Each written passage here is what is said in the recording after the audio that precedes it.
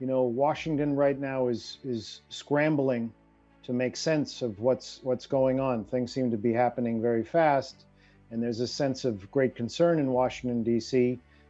As of yesterday, Antony Blinken, the Secretary of State, his primary line was that he had no knowledge of, He had no knowledge of this effort by the Israelis to go after Ismail Haniyeh. That was something that Washington knew nothing of.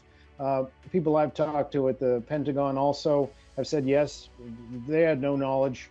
I think also from a standpoint of security and operational, planning like this, Washington, D.C. is not going to be, to pull off something like this, to pull off an assassination of this level of sophistication, only two or three, as few people are ever going to know about it as possible.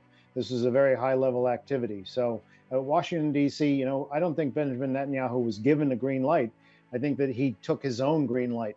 I think that that's been a growing frustration of the Biden administration since the beginning of the conflict, that Benjamin Netanyahu has not abided by anything that the White House has said. The Biden administration and Antony Blinken have had increasingly less ability to make Netanyahu follow any of the guidance of Washington, D.C.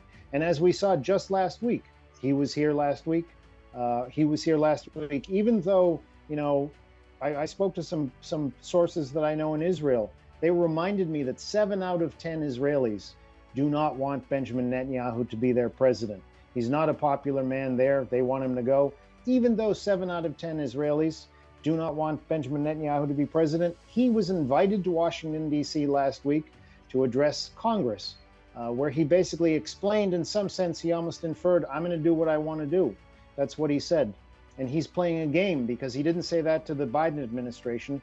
He said that to Donald Trump. So if there's anyone that he might have implied that he was going to do something like this to, might have been Donald Trump, who's now running for president, the past president. But the Biden administration, they're being very firm about this. They knew nothing about this.